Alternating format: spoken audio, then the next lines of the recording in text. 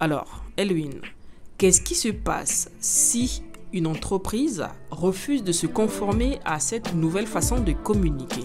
Les entreprises qui arrivent justement à se surpasser, ce sont des entreprises qui ont commencé avant l'avènement de l'Internet ou encore l'avènement de la communication digitale. Donc on est déjà habitué à vendre ces services sans avoir besoin d'utiliser le numérique. Et donc du coup, il y a déjà une clientèle qui est déjà habituée à bénéficier des services de l'entreprise. C'est beaucoup plus dur aujourd'hui pour les entreprises qui veulent se créer un nom maintenant.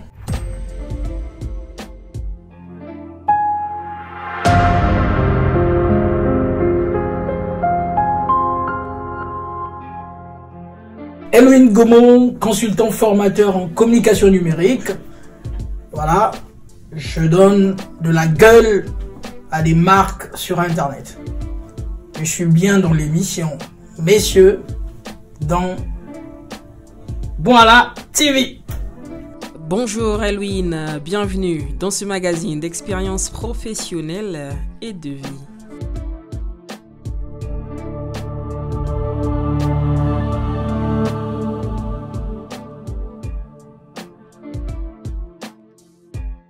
Quelle est la définition la plus simple que tu fais de la communication digitale en tant qu'expert? Alors, la définition la plus simple que je peux donner à ça, c'est de dire tout simplement que la communication numérique ou la communication digitale, c'est l'utilisation des supports numériques pour promouvoir un produit ou un service sur Internet. Son impact sur le développement des entreprises. Son impact aujourd'hui, c'est de se dire que nous avons une population qui devient de plus en plus connectée et donc qui va passer beaucoup plus de temps sur Internet que devant une télé. Et l'enjeu, c'est de se dire que Internet est devenu le premier média dans le monde depuis 2016. Et donc du coup, en utilisant Internet, les clients, donc les différentes entreprises, ils ont la parole aujourd'hui. Et donc du coup, on peut venir salir l'image d'une entreprise.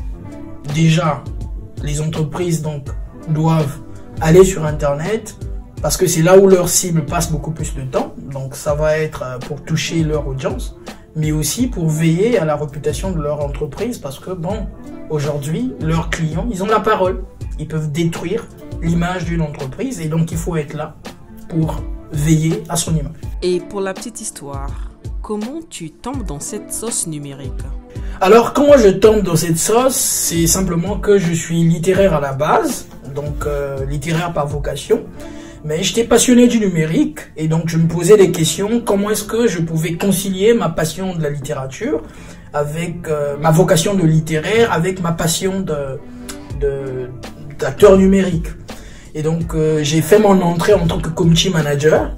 Donc je suis parmi les premiers community managers au Congo et bien là, mais je me suis rendu compte que le community management n'était qu'un sous-domaine du marketing digital. Et donc finalement, je me suis dit, mais l'objectif principal, ça va être de se spécialiser dans le marketing digital dans son ensemble. Et donc voilà, j'ai fait les efforts pour pouvoir travailler dur, me former tous les jours. Et là, je suis fier aujourd'hui de compter plus de 20 certifications en marketing digital, ce qui n'est pas rien. Quelle place les entreprises congolaises accordent-elles à la communication digitale? Bon, aujourd'hui, on constate qu'il y a quand même un engouement qui se crée. Il y a pas mal des entreprises qui se lancent, principalement des entreprises qui sont dans les télécoms, des entreprises qui ont fait des brasseries, des banques. Il y a aussi des petites structures qui arrivent aujourd'hui à se démarquer, mais bon voilà, ça va encore se faire de plus en plus. Le fait que il y a des gens aussi qui se connectent de plus en plus. Aujourd'hui, on est à 1,5 million Congolais qui sont connectés sur Internet et avec les opportunités de connectivité qui arrivent dans le pays, ça va faire de sorte que il y aura encore de plus en plus les gens qui vont se connecter et plus que les gens se connectent, plus que les entreprises comprennent l'enjeu qu'il y a autour et donc qui vont forcément se créer des mécanismes pour leur implémentation sur Internet. il y a l'engouement est là, et donc je pense que c'est déjà une très bonne chose. Alors, Elwin, qu'est-ce qui se passe si une entreprise refuse de se conformer à cette nouvelle façon de communiquer? Les entreprises qui arrivent justement à se surpasser, ce sont des entreprises qui ont commencé avant l'avènement de l'Internet ou encore l'avènement de la communication digitale. Donc on est déjà habitué à vendre ces services sans avoir besoin d'utiliser le numérique. Et donc du coup, il y a déjà une clientèle qui est déjà habituée à bénéficier des services de l'entreprise. C'est beaucoup plus dur aujourd'hui pour les entreprises qui veulent se créer un nom maintenant. Parce que Internet est là, c'est le premier média au monde. Mais comment est-ce qu'on va s'imposer finalement sans avoir utilisé ce premier média-là? Mais même ceux qui existaient avant, aujourd'hui, ils comprennent la nécessité de pouvoir s'imposer. Mais c'est simplement parce que Internet, c'est le premier média au monde aujourd'hui. Comment tu juges l'implantation du numérique dans les entreprises congolaises? Ok, ce qui est vrai, c'est que ça va être difficile de parler en termes de pourcentage, mais l'utilisation de l'Internet au niveau des entreprises, ça va aller de pair en fait avec la santé digitale d'un pays, mais aussi avec la maturité que les populations ils auront justement de l'outil informatique.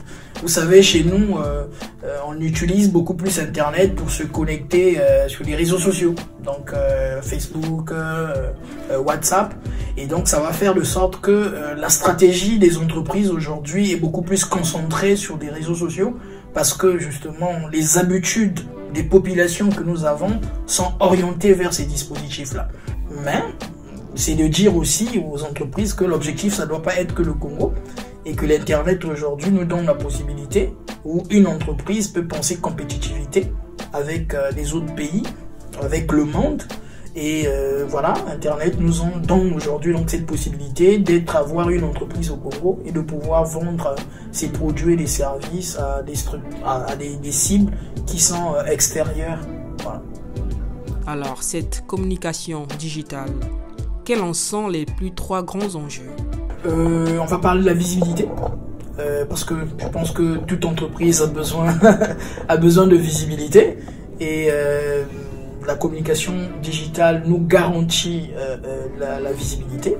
Le deuxième, je pense que je veux parler des métriques, c'est-à-dire qu'en termes des indices des performances, ce que le marketing traditionnel n'offre toujours pas, parce que avec le marketing digital, nous avons des chiffres. Peu importe ce que vous allez faire, vous avez la possibilité de le prouver. Contrairement, si je faisais passer mon spot à la télé, il y a la pub est en train de passer, bon, peut-être que ce sont les enfants de 8 ans qui sont au salon, moi je ne le saurais jamais. Mais avec Internet, au moins, on a des chiffres, on sait qui a vu, qui n'a pas vu. Et donc ça c'est assez intéressant. Mais je pense aussi, c'est cette capacité à veiller sur sa réputation, sur son image. Et c'est vraiment important. Alors, cette communication digitale, quels peuvent en être les méfaits? Je pense plutôt qu'il n'y a que du bon. Il n'y a que du bon dans la mesure où, même si le mauvais arrive, on sait comment s'y prendre. C'est ça la force. C'est-à-dire que, contrairement justement à des entreprises qui n'ont pas implémenté des stratégies de communication digitale, c'est que quand il y a une crise, on ne sait pas comment s'y prendre.